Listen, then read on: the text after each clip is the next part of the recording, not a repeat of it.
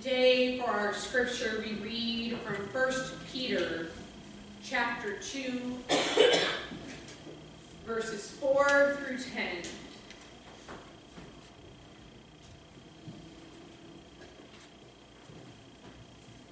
As you come to him, the living stone, rejected by men, but chosen by God and precious to him. You also, like living stones, are being built into a spiritual house to be a holy priesthood, offering spiritual sacrifices acceptable to God through Jesus Christ. For in Scripture it says, "See, I lay a stone in Zion, a chosen and precious cornerstone, and the one who trusts in him will never be put to shame." Now to you who believe, this stone is precious, but to those who do not believe, the stone the builders rejected has become the capstone, and the stone that causes men to stumble, and a rock that makes them fall. They stumble because they disobey the message, which is also what they were destined for. But you are a holy priesthood, a chosen people, a holy nation, a people belonging to God, that you may declare the praises of God who called you out of darkness into God's wonderful light. Once you were not a people, but now you are the people of God. Once you had not received mercy, but now you had received mercy. This is the reading of the word. Thanks be to God.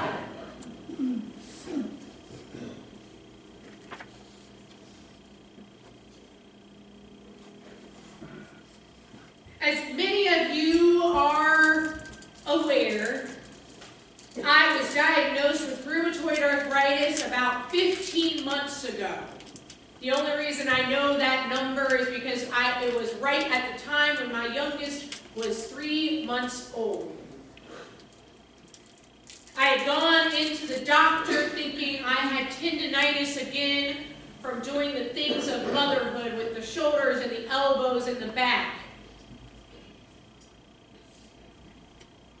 Because I'd had those same symptoms through much of my life. And it wasn't until 15 months ago that they went, "Oh, this is what it is." You've been with me on much of that journey, and I share with you today that some of that I have not shared was the feeling of fear. You see, I knew what it would come to be, what it had come to be, because it can and often is a hereditary, genetic, autoimmune disease. And in my family room, in my parents' house, there hangs this beautiful picture of Thomas Jefferson's home, painted by a great aunt of my mother, who painted it when her hands were so crippled by arthritis that this is how my mom remembers her.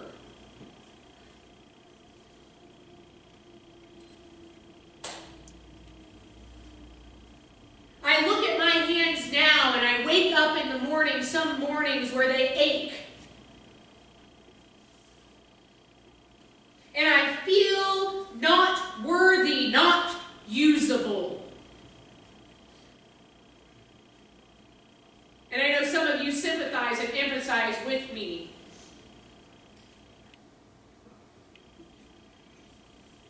There are days when you wake up and you're not sure if where you are or what you are doing is part of the purpose, and yet this is just as usable as this. It just takes a little bit more of God's mortar to make it work.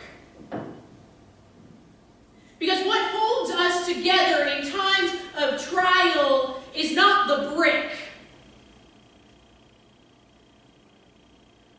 It's the glue.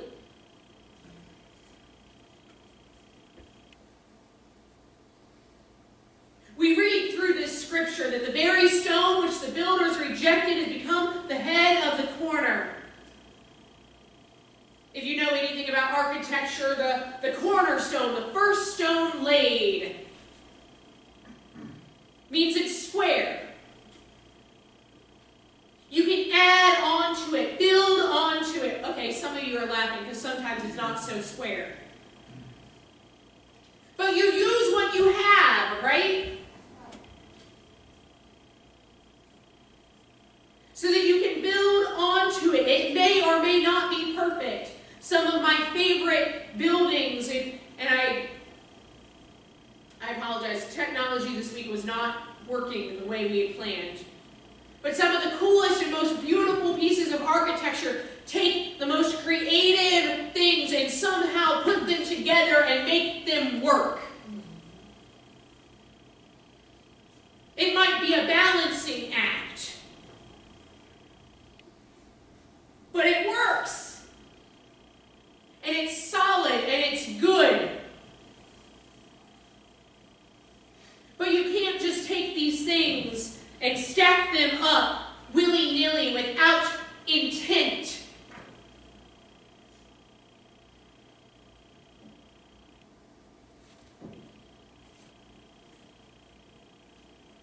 As people of faith, we forget that in different points of life, we are still usable.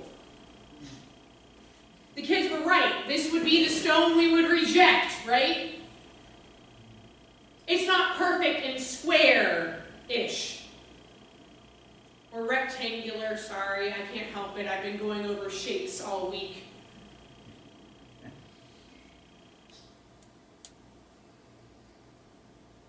And yet, it's still usable.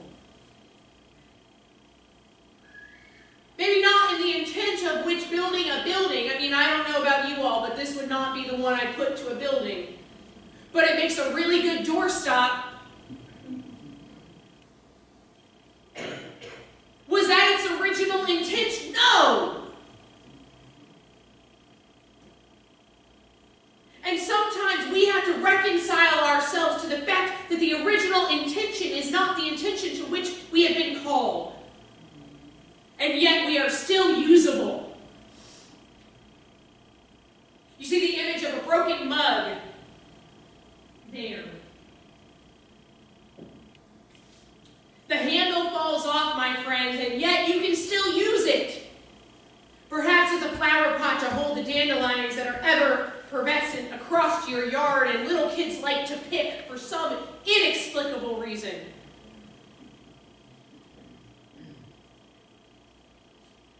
Perhaps to hold pins or coins, or to realize that it's still a cup and you can drink out of it regardless of if it has a handle or not.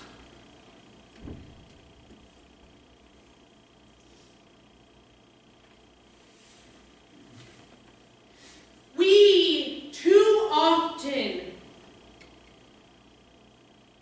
put on ourselves the burden of perfection so that God can build from us people and things of faith. We assume that we must be like this in order to be used.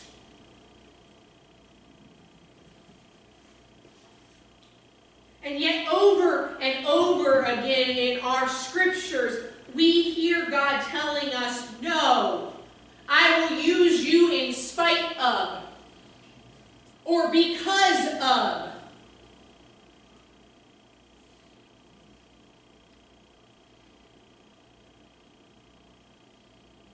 Life happens, right?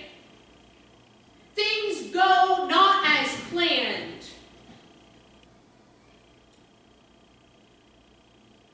Transitions occur. We get older. Mayhap wiser. I'm not looking at some of you right now.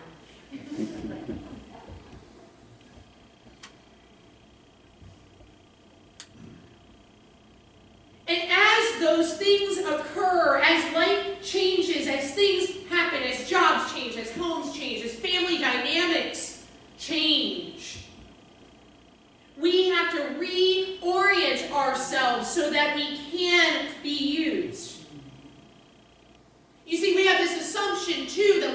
cornerstone is laid, that from it everything else occurs.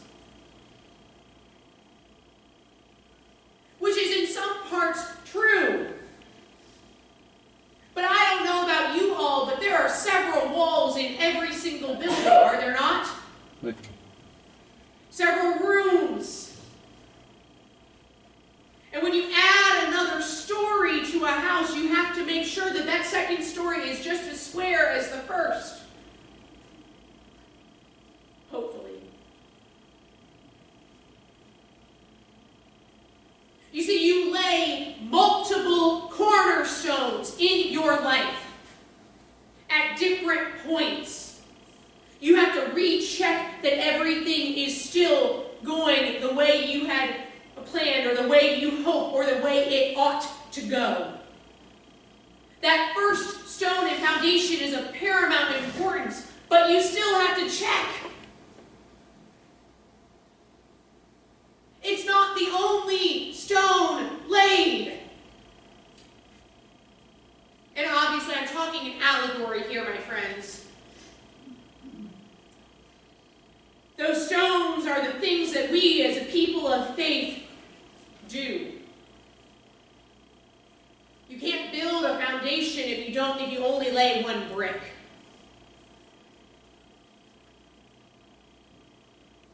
And some of them are going to be wonky. Some of them not quite perfect.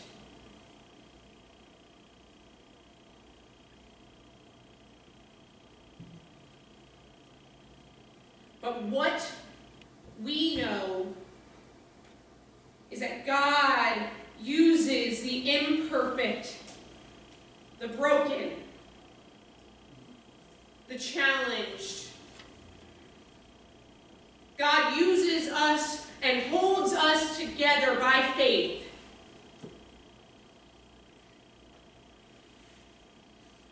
So that we can lay not just our own foundations, but help lay the foundations of others.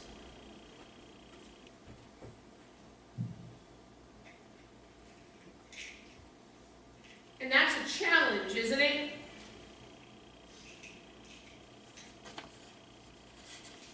You see, it's not just us that we have to worry about. It's others.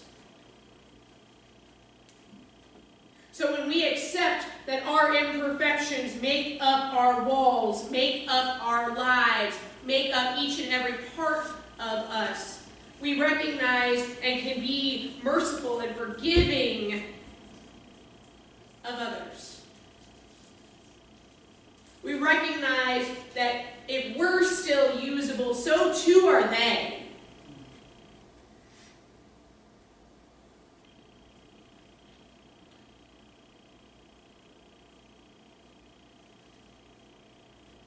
The words of God come over and over again, because this scripture is actually also in the Psalms. It's referenced by Christ, for it stands in Scripture.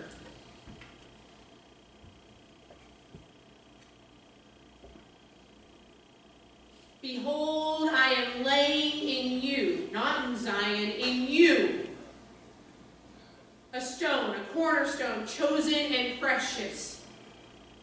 And those who believe in me will not be put to shame.